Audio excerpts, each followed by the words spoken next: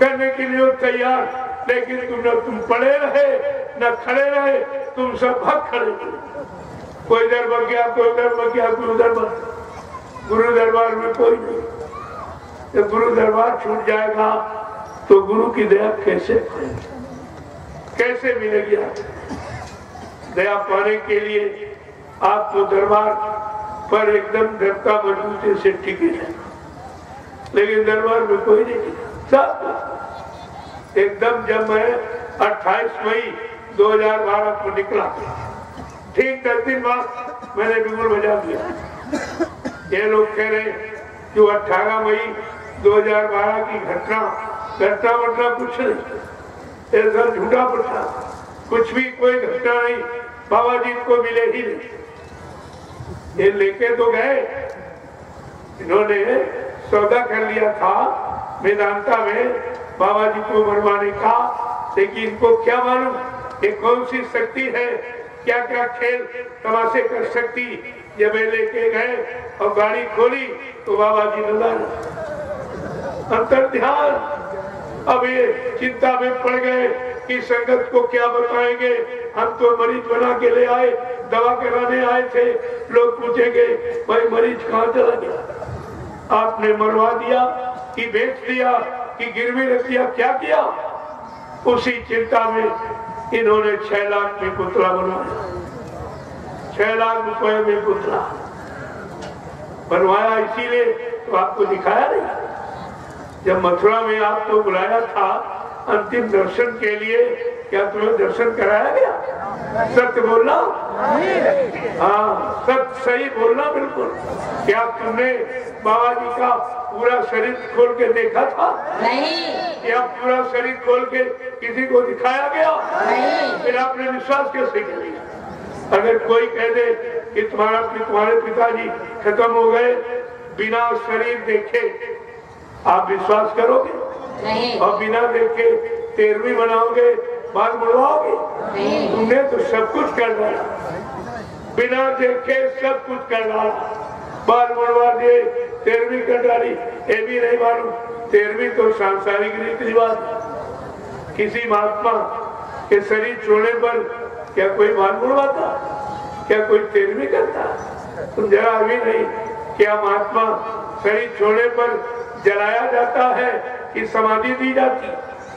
ये भी तो तुमने नहीं समझा कि महात्मा शरीर छोड़ देते हैं, उनको जलाया जाता है या समाधि दी जाती है। तो एक जरा देर में जला भला गिरा, जो समय निश्चित किया गया उस समय से 2.5 घंटा पहले क्यों आपने जला दिया पुतले को? क्योंकि वहाँ लोग आवाज लगाने रह गए थे, कम से कम अंतिम दर्शन तो चलो करो सब। जबरदस्ती उठाओ और कपड़े उठाओ, देखो इसमें बाबा जी हैं कि नहीं। जब इन्होंने सुना तो 2.5 घंटे पहले ही आग लगा के नामो निशान मिटा दिया। और तुमने आते नहीं। अरे भाई, अगर बाबा जी खत्म हो गए थे तो आप तो सांसारिक रीति रिवाज जानते हो कि बाबा जी का पोस्टमार्टम कराया गया। पोस्टमार्टम कराया गया। जब पोस्टमार्टम की बात आई तब वहाँ शरीर हो तो कराए, वो पुतले में क्या कराए? तो 6 लाख रुपए देकर वो भी का बात। जब वो राख टेस्ट किया गया कि देखो राख किसकी है, तो डॉक्टर ने कहा ये राख तो चंदन की है, मनुष्य शरीर की नहीं। वहाँ भी जब देखा कि फंस जाएंगे, इतनों को तुमने सेवा दी, सब घूस रिश्वत में चली छिपाने में, और सत्य फिर भी नहीं छिपा। छिपाने में जितनी तुम्हारी सेवाएं थी वो सब घूस रिश्वत में चली गई, और राज फिर भी हमने छिपने नहीं दिया। मैंने राज खोल ही दिया। अब आगे आपके सामने आ जाएगा तब आप मान लेना। हमें कोई जल्दी नहीं है, मनवाने की नहीं जल्दी है, याद कराने की जल्दी जरूर है, ताकि समय पर कोई प्रेमी ये न कहे कि हाय उसे हम लोग। आपको आपके सामने संदेश हो रहा, आपको बताया जा रहा, आप कितना जागे, कितना चेते हैं, ये तो तुम्हें पूरी होश में आना चाहिए। बात आपको समझनी चाहिए। एक एक चीज को अगर आप समझ लेते, अगर वही आप कह देते कि आपने मोबाइल से फोन करके हम सबको अंतिम दर्शन के लिए बुलाया है, तो अंतिम दर्शन तो करा दो। क्योंकि ये लोग कहते हैं कि बाबा जी बीमार, और बीमारी हालत में मैं इनको वेदांता नहीं। जब बीमार थे तब इन्होंने फिर प्रचार किया कि डॉक्टर ने कहा 60% आराम हो गए, आप लोग स्वास्थ्य सेवा बढ़ा के रखो। प्रेमियों ने अपने गुरु के लिए 4-4, 5-5, 6-6 अंकों की सेवा किया। फिर कुछ दिनों के बाद कहने लगे, डॉक्टर ने जवाब दे दिया कि बाबा जी को मथुरा नहीं। अरे वहां कुछ होता तो होता। अभी कह रहे 60% आराम हो गया, आप सेवा बढ़ा के दीजिए। अब कह रहे नहीं, डॉक्टरों ने जवाब दिया बाबा जी को मथुरा नहीं। जब तुम मथुरा ले आए थे तो बाबा जी अपने आश्रम में थे, किसी दूसरे घर में नहीं थे, तो उनको आपने कमरे में बंद करके ताला क्यों लगा दिया? क्या आपने कभी ऐसा सुना देखा किसी लाश को कमरे में बंद करके ताला डाला जाए? अगर ऐसा कोई करे तो तुरंत पुलिस विभाग हावी हो जाए। या तो तुमने जहर दे के मारा या फांसी लगा के कभी तुम लाश को छिपा रहे हो। छिपाने का कारण क्या? और कहते कि 2 बजे मैं मथुरा आ गया, बाबा जी को जिंदा लाया। जब जिंदे थे तो आपने कमरे में बंद करके ताला क्यों डाला? और मरने का की खबर कब बताई? शाम को 9:55 पर कहा बाबा जी ने शरीर छोड़ दिया। प्रेमियों, सब लोग पढ़े लिखे हो, जरा हिसाब लगाओ। दोपहर 2 बजे और कान 9:52, यानी 8 घंटे बाबा जी जिंदा रहे। 8 घंटे में सारी संगत को दर्शन करा दिया गया होता, आज कोई शंका का विषय नहीं था, कोई शंका का विषय नहीं था।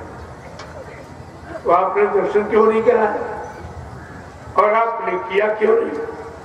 दर्शन की मांग आपने क्यों नहीं की? गलती तो आपकी नहीं कि जब तुमको जिस काम के लिए बुलाया गया उस काम की आवाज आपको लगानी चाहिए थी कि आपने हम लोगों को फोन करके बुलाया कि अंतिम दर्शन कर जाओ, तो अंतिम दर्शन तो कराओ आपको। किसी ने नहीं, ना तुमने मांग की न उन्होंने दिखाया।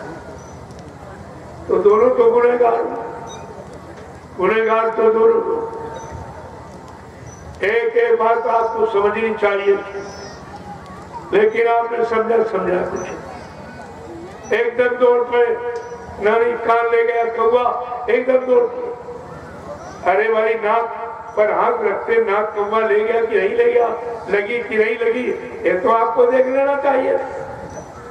आवाज लगा दी, बाबा जी खत्म हो गए, मर गए, तो कम से कम लाश को दिखाते तो ये पता चल जाता कि भाई मरे कि नहीं। वही है कि कोई दूसरा ले आए, ये सब पता चल जाता। लेकिन ना आपने मांग की तो कहते हमको दिखाने की क्या? उनके पास कुछ था नहीं, कुछ होता तो दिखाते। वो तो चाहते थे कि कोई मांग न करे। कुछ थोड़ी बहुत लोगों में खुश होने लगी तो देखा कि ऐसा नहीं, पूरी संगत हावी हो जाए तब तो बड़ा मुश्किल यहाँ हो जाएगा। जलियांवाला की कहानी पीछे हो जाती, मथुरा की आगे हो जाती। अगर ये झूठ खुल जाता तो कितने मर जाते, कितने को लोग मार देते। तब भी आश्रम की बदनामी थी, गुरु की बदनामी थी।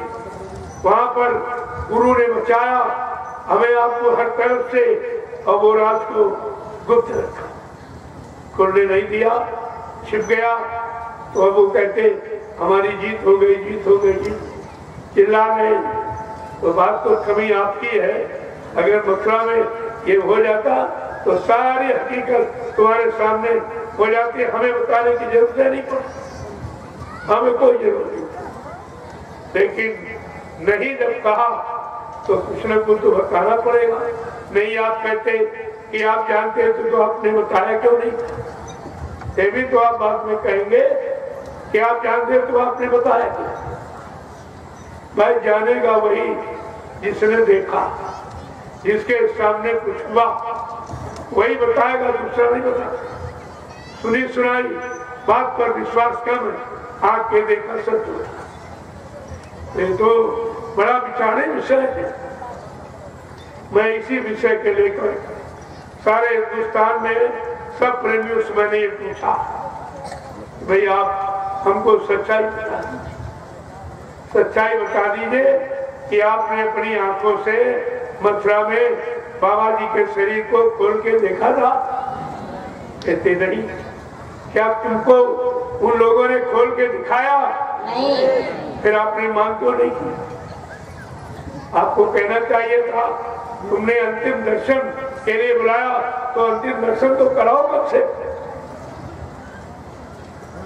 जब चरण स्पर्श करने लगे कुछ लोग, उनका नाम नहीं खोलूंगा, अभी जरूरत नहीं है। जब वो चरण खोल देखने लगे तो फट से ऐसे मुंह पर उंगली लग गई, वहां कुछ नहीं। तो वो व्यक्ति दर्शन करने जो आया था ऐसे फूल फेंक के चला, मुंह पर उंगली रखी कि इसको ऐसा रहने दो। उन्होंने कहा भाई अंतिम दर्शन चरण स्पर्श कर लूं, जरा गुरु को दिखाई चरण। तो ऐसे कर दिया और चुपचाप फूल फेंक के जिम्मेदार नहीं, अभी नाम नहीं खुलूंगा, लेकिन आपको मालूम सब हो जाएगा, तो सब मालूम हो जाएगा किसने क्या किया, किसने सहयोग किया और किसने नहीं किया, किसने ये सब आवाज उठाई, ये आवाज में अपना साथ दिया कि नहीं दिया, ये सब पता चलेगा। धीरे धीरे आप सुनते रहिए, मैं ये सब जानकारी आपके सामने खोल के रखूं। जय गुरुदेव, जय गुरुदेव, जय गुरुदेव, जय गुरुदेव, जय गुरुदेव, जय गुरुदेव। जय गुरुदेव नाम किसका? प्रभु का। जय गुरुदेव नाम किसका? प्रभु का। जय गुरुदेव नाम किसका? प्रभु का। प्रभु का प्यारा नाम। जय गुरुदेव। जरा खड़े हो जाइए आप लोग। देखो कितनी देर आपको, बस इतनी देर सचिव गाने। अगर आप खड़े हो जाओ भाई, सच्चे अच्छे काम के लिए निकल पड़ो, तो सचिव तुम्हारे सामने। सचिव कोई आदमी का नाम नहीं है जो आज बाबा जी ले आएंगे किसी देश से पकड़ के आपको दिखा दे। सचिव माने व्यवस्था। अगर हमारी आपकी आंखें सत्य देखने लगे, कान सत्य सुनने लगे, वाणी सत्य बोलने लगे, पैरों से सच्ची जगह चल के जाने लगो, हाथ से सच्चा सेवा धर्म का काम करने लगो, मन से अच्छा संकल्प विकल्प करने लगो, बुद्धि से अच्छा निर्णय लेने लगो, इसको कहते हैं सतयुग। सतयुग माने व्यवस्था। ये व्यवस्था का नाम सतयुग। और व्यवस्था खराब, इसी सब लोग परेशान। व्यवस्था ठीक हो जाए, सब लोग सुखी हो जाओ। तो व्यवस्था तो ठीक कब होगी, कैसे होगी? तो व्यवस्था तो इससे कुछ होने वाला है नहीं। जो आप सुन रहे हैं, ये देख रहे हैं वर्तमान समय में, इससे तो कुछ नहीं, क्योंकि ये समय 70 साल की आजादी का आपने खूब देखा, लेकिन कुछ नहीं, एक भी काम नहीं। चुनाव तो हुए, प्रधानमंत्री, राष्ट्रपति, मुख्यमंत्री बदले गए, लेकिन कोई व्यवस्था नहीं बदली। व्यवस्था के बदल जाती तो आप सच्ची सुख शांति में बंधे हो, सब लोग जानते। मैंने तो यही प्रार्थना सबसे भी करवाऊं उन लोगों से कि आप व्यवस्था बना दीजिए। आप भारत के जिम्मेदार हैं, परमात्मा सब देख रहा है। परमात्मा के पास आपकी जीवात्मा जाएगी, जब पूछा जाएगा आपको इतना बड़ा विकास देश का मिला, आपने देश के लिए क्या किया? समाज के लिए क्या किया, परिवारों के लिए क्या किया, परिवार में रहने वाले इंसानों के लिए आपने क्या किया, तो ये जवाब क्या देंगे, क्या जवाब देंगे? इतना तो विचार आपको रखना। और हम प्रार्थना कर सकते हो, मान लो अच्छी बात, नहीं मानो तो जानो तुम्हारा काम जाने। आगे समय आ रहा, वो सबको बना देगा। समय सबको बनाना जानता है और वो बनवा दे। अभी एक छोटा सा चुटकुला छेड़ दिया, सारा विश्व तबाह हो गया। किसी समझ में नहीं आया ये सब क्या है। और बाबा जी ने पहले ही बताया था कि आप लोग शाकाहारी बन जाओ, नहीं कुदरत तुम्हारे खाने कारनामों से नाराज हो गई। जो आपने मारकाट, हिंसा, चोरी, कत्लेआम, बेचार कुचार और धोखाधड़ी, बेईमानी किया है, उससे कुदरत सख्त नाराज और अब कुछ करना चाहती। कुदरत का काम तुम्हारे हित में नहीं होगा। महात्मा सब तरफ से तुम्हारा बचाव चाहती, सबका। वो सर्वभूत हितेन था, वो सारे जीवों के कल्याण के लिए ही आते, उनका अपना कोई दूसरा था। तो बात तो समझदारी की, लोग नहीं माने, नहीं बन पाए। पहले तो कहा हमने कुदरत से प्रार्थना की तुम्हारे लिए कि मैं शाकाहार का संदेश अब पूरे हिंदुस्तान में अपने बच्चों के द्वारा भेजे देता हूँ। और जब ये मेरे शाकाहार के संदेश को न सुने, न माने, न अपनाए, तो तुम्हारी समझ में आए वो। उन्होंने अपना हाथ खींच लिया और अधिकार कुदरत को दिया। अब कुदरत ने एक छोटा सा चुटकुला, बहुत छोटा सा छेड़ दिया तो सारा रिश्ता। बाबा जी ने कहा था, अरे अणुबम परमाणु बम सीमित क्षेत्र को नष्ट कर सकती, लेकिन अगर कहीं कुदरत नाराज हो गई और उसने कीटाणु बम अगर छोड़ दिया तो सारा विश्व तबाह हो जाएगा। प्रेमियों, एक कीटाणु बम जिसको अभी तक नहीं समझ पा रही, बाबा जी ने 6 नवंबर 1986 में पहले ही बताया था, आगे एक भयानक बीमारी आएगी, आप लोग शाकाहारी हो जाओ उससे बचने के लिए। अगर नहीं आप शाकाहारी हो पाए हो तो बीमारी आ रही वाली, उसका नाम होगा कोरोना। ये बाबा जी ने पहले ही बताया, उसका नाम होगा कोरोना। क्या क्या ना करो, कोरोना यानी मतलब मुर्गा मत खाओ, मछली मत खाओ, बकरा मत खाओ, अंडा मत खाओ, शराब मत पियो, किसी की निंदा आलोचना बुराई मत करो, भद्दे अश्लील शब्दों का प्रयोग मत करो, क्योंकि समाज में माँ बहन बेटी बहुएं हैं, मर्यादा का ध्यान रखो। ये सब बताया गया और लोगों ने एक बात भी नहीं मानी और आप आखिरकार उस परेशानी में चले ही, करोड़ों चले गए, करोड़ों।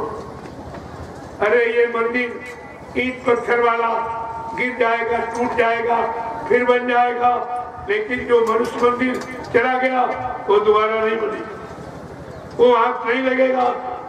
ये तो करोड़ों मनुष्य मंदिर चले गए दुनिया से एक झटके। और आगे अभी वो कह रही है मौत कुछ करेंगे। अगर ये महात्माओं की बात ना मानी गई, ना विश्वास किया गया, तो कहा मेरे पास ऐसी जानलेवा बीमारियां हैं कि पल घड़ी मिनट नहीं लगेगा, गांव के गांव, मुल्क के मुल्क, देश के देश, शहर के शहर साफ हो जाएंगे। ये सब बाबा जी ने सब आपको बताया। महात्मा कुछ छिपाते ही नहीं, जो तुम्हारे हित कल्याण भले के लिए आया है वो सच्चाई अच्छाई को कभी छिपाता नहीं, खोल के रखते। लेकिन आपको ध्यान ही कहाँ देते?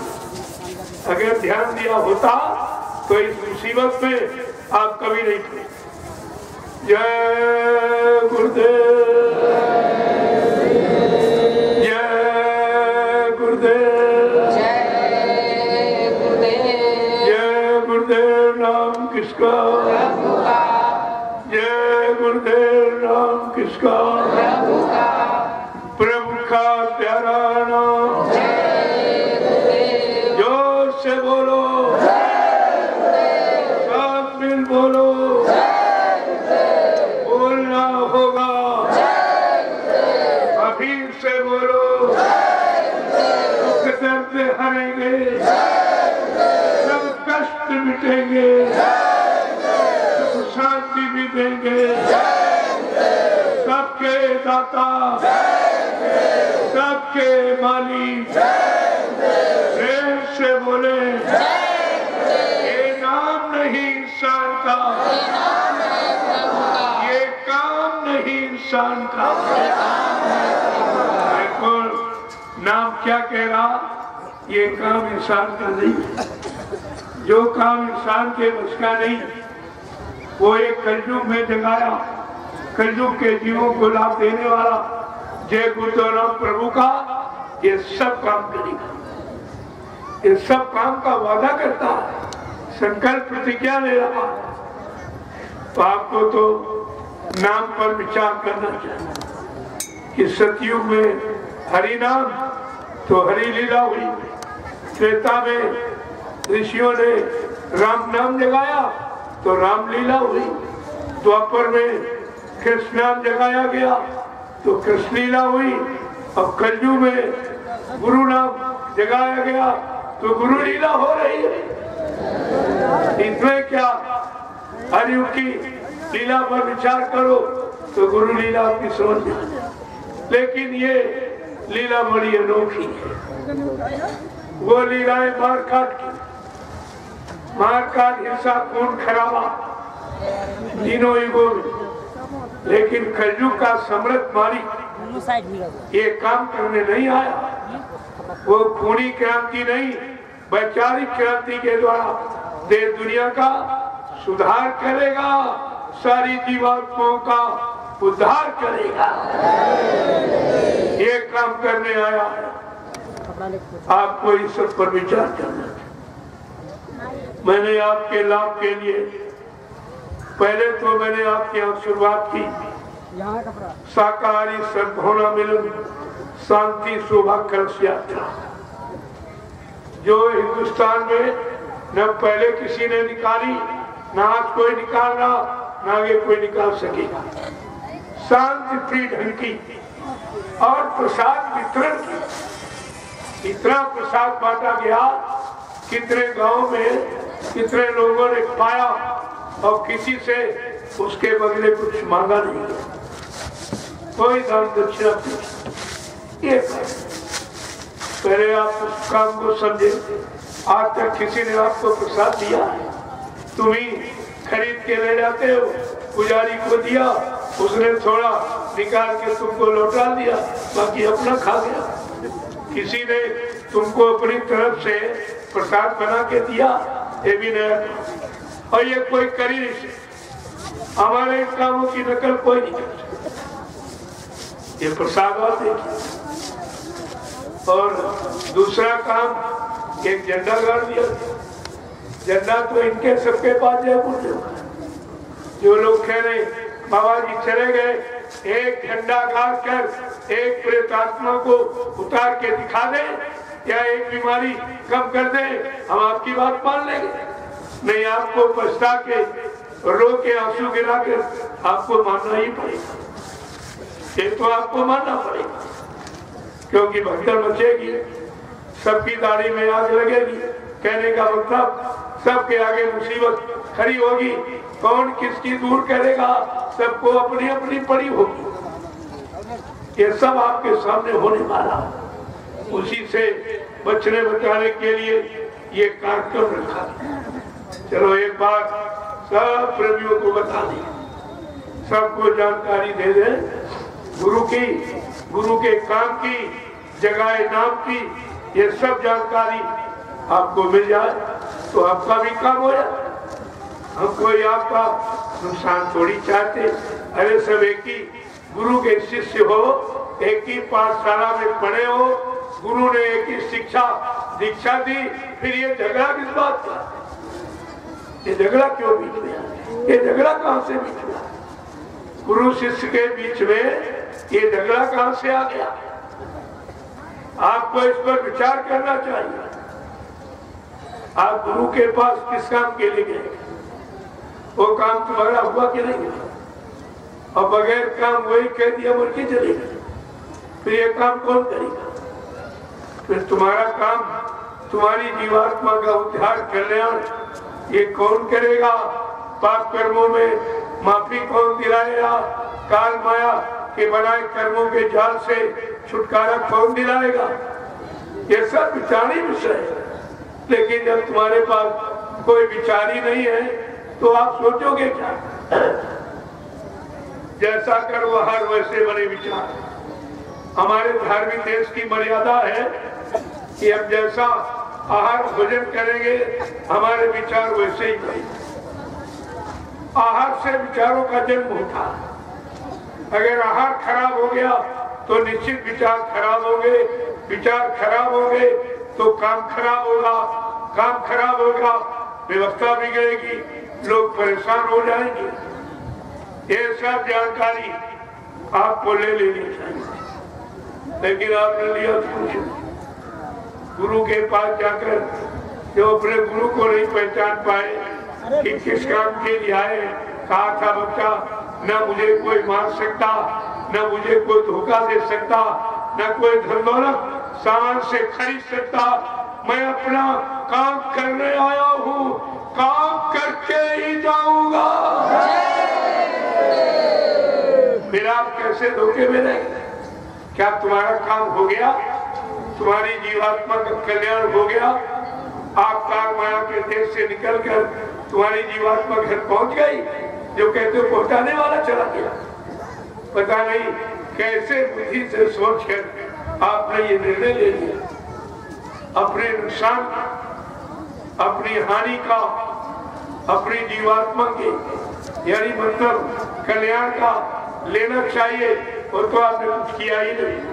आप सब उसी में चले। ये भी कहा था मैं गांधी महात्मा की तरह चूकने वाला नहीं हूँ। गांधी महात्मा चूक गए, गोली के शिकार हो गए, लेकिन बच्चा मुझे मारने के लिए अभी सृष्टि में कोई गोला बारूद तैयार नहीं। ना मुझे कोई मार सकता, ना मुझे कोई धोखा दे सकता, ना मुझे कोई धन दौलत सामान से खरीद सकता। मैं अपना काम करने आया हूँ, काम करके जाऊंगा। अगर जरूरत पड़ी इसी काम को पूरा करने के लिए तो इसी शरीर में 400 वर्ष रहूंगा और काम करके ही जाऊंगा। ये कितनी बड़ी प्रतिज्ञा। अपने गुरु को झूठा कह कि झूठ बोल गए, झूठा वाले। अरे कुछ तो शर्म खाओ।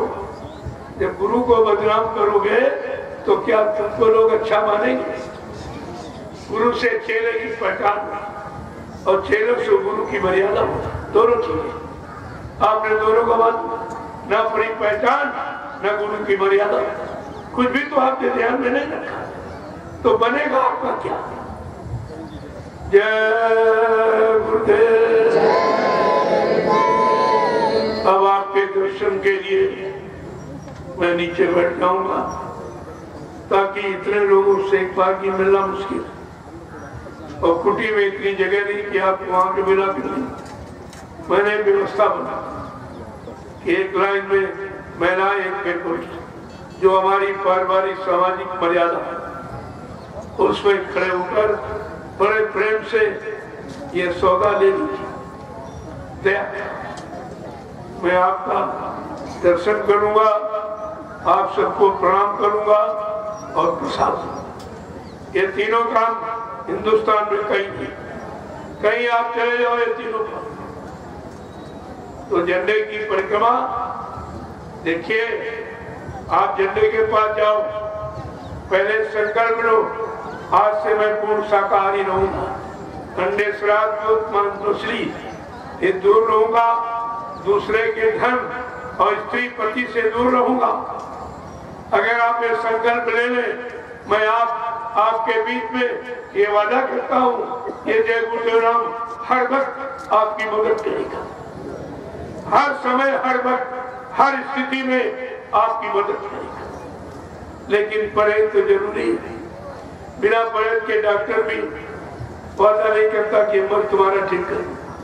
परहेज तो मैं करना, केवल परहेज आप शाकाहारी हो जाओ, क्योंकि हमारा आपका जन्म सिद्ध था। हम शाकाहारी पैदा ही हुए थे।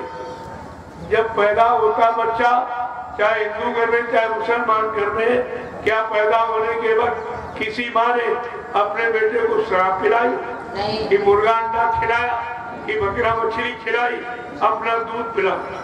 ये दूध शुद्ध शाकाहार, दूध से संबंधित अगर हम आहार करते रहते, हमारे विचार खराब नहीं होते, हमारे गंदगी खान पान में गंदगी नहीं आती, हमारे पास कोई बीमारी महामारी नहीं आती, कोई दुर्घटना यानी जानलेवा इस तरह की कुछ नहीं होती। हमने एक शाकाहार को छोड़कर कितना बड़ा नुकसान किया और अभी लोगों की समझ में नहीं आ रहा। मानो न मानो, खुशी आपकी, हम मुसाफिर हैं, अपने घर जाएंगे। हम कोई मनवाने थोड़ी आए, हम तो याद करा दिया। मनवाने के लिए पीछे कुदरत खड़ी है। बाबा जी ने पहले कहा, अभी महात्मा समझा रहे, सब तरह से मना रहे और तुम्हारे बुरे कर्मों में माफी भी दिला रहे। अगर तुमने उनकी बात को न माना, ना विश्वास किया, तो पीछे कुदरत खड़ी है। अपने एक डंडे लपट थप्पड़ में 20 करोड़ का वारा निवारा कर देगी। 20 करोड़ एक झटके में चले गए। तो बताया तो आपको सब कुछ गया। अब आप न मानो तो उसके लिए वही क्या, उसके लिए उसका ये है कि तुम्हारे सिर पर काल सवार है। काल वो मानने नहीं दे रहा, दयाल की बात। ये तो बात आपको सत्संग में आकर के समझ लेनी चाहिए। जय गुरुदेव। जन्म मैंने भी कुछ नहीं किया और 2.5-3 घंटे हो गए। बहुत थोड़ा समय में अब लेने लगा। पहले मैं 4 घंटे 6 घंटे बोलता था, अब 6-8 घंटे आपसे मिलता। पूरी रात हो जाती थी। कभी कभी मैं सुबह 2:30-3 बजे मन से उतर के गया। न खाने का समय, न सोने का समय। अब आप देख लीजिए कितनी मेहनत की गई। इतनी मेहनत के बाद ये फुलवाड़ी आप देख लीजिए, ये तैयार है। जहां चलेंगे वहां आपको मिलेगी फुलवाड़ी, सब जगह।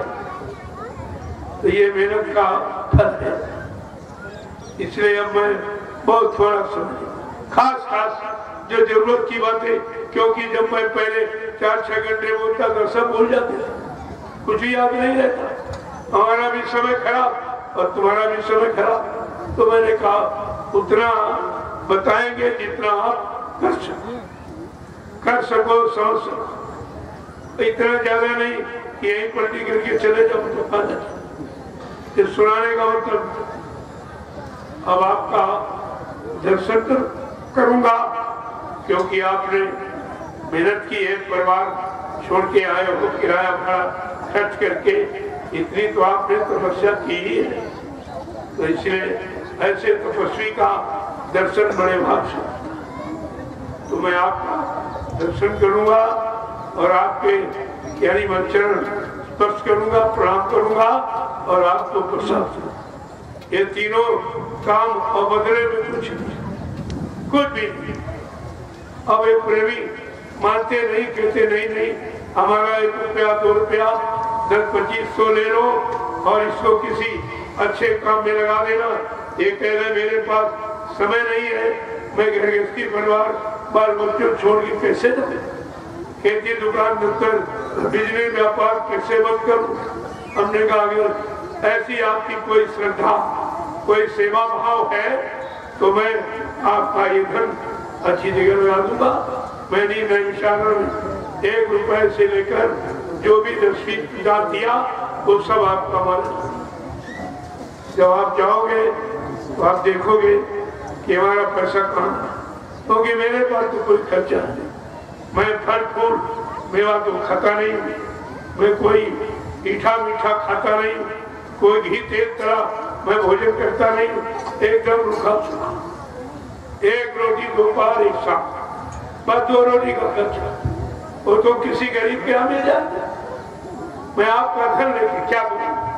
मेरे कोई बीवी बच्चा है नहीं, मेरा कोई आता खाता तो खुला नहीं है कि उसमें डालू रखूंगा, आपसे छिपाऊंगा, ये आपको धोखा दूंगा। ये मेरी पूरी किताब हिंदुस्तान के सामने, मुझे कुछ नहीं चाहिए, हमें तो तुम्हारी सबकी जरूरत है। आप लोग खड़े हो जाओ, आपका काम हो जाए, समाज परिवार देश का दुनिया का, और सब लोग सुख शांति से रहे और सुबह शाम बैठकर भगवान का भजन इबादत पूजा करें। उद्देश्य तो ये है, एक सच्चे अच्छे समाज का निर्माण हुआ, क्योंकि भारतीय वसुंधरा पर परिवर्तन हमेशा सच्चे ईमानदार त्यागी तपस्वी चरित्रवान शाकाहारी सदाचारी ब्रह्मचारियों के द्वारा परिवर्तन हुआ और होगा।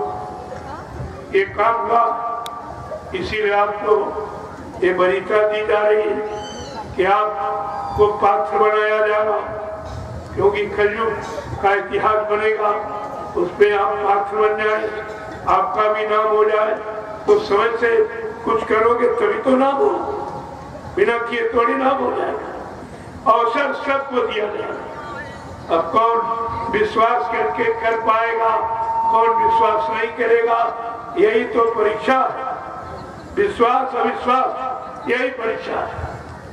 जय गुरुदेव, जय गुरुदेव, जय गुरुदेव, जय गुरुदेव। जय गुरुदेव नाम किसका? प्रभु का, जय गुरुदेव नाम किसका? प्रभु का, प्रभु का प्यारा नाम। जय गुरुदेव। आज के कार्यक्रम का वहीं से विराम लिया।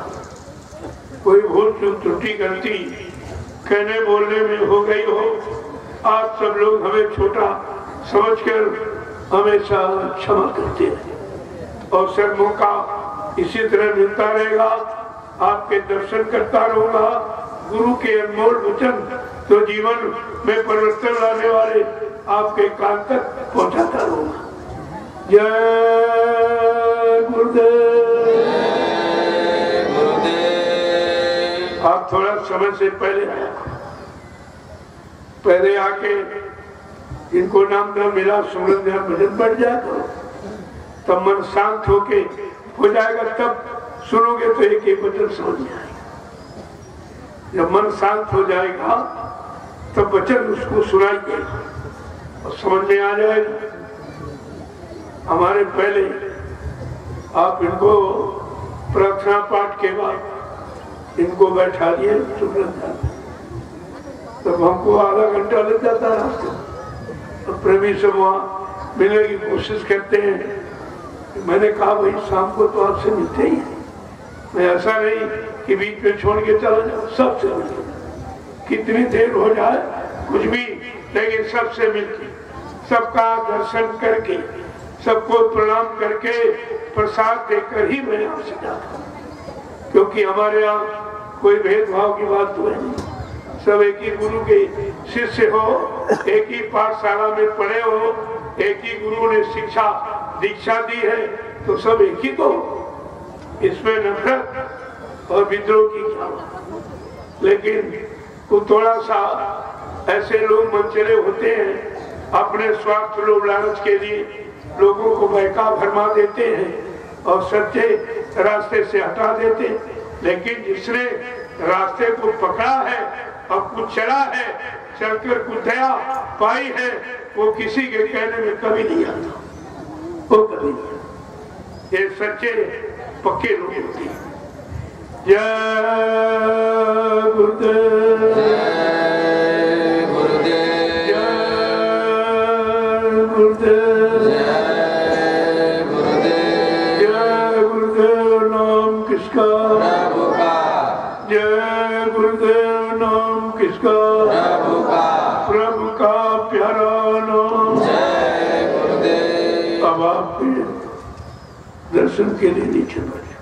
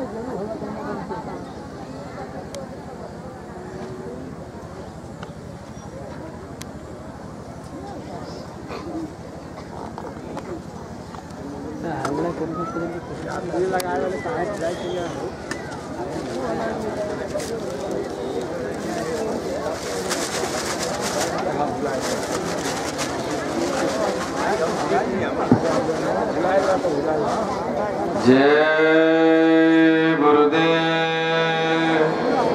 आप सभी सत्संगी प्रेमी भाई बहन, जैसा कि अभी मालिक आप सबको दर्शन दीदार देने के लिए दर्शन मंच पर आसीन विराजमान होने वाले हैं, तब तक आप सब माताएं बहनें एक कतार में, पुरुष भाई एक कतार में सर को ढक करके जूता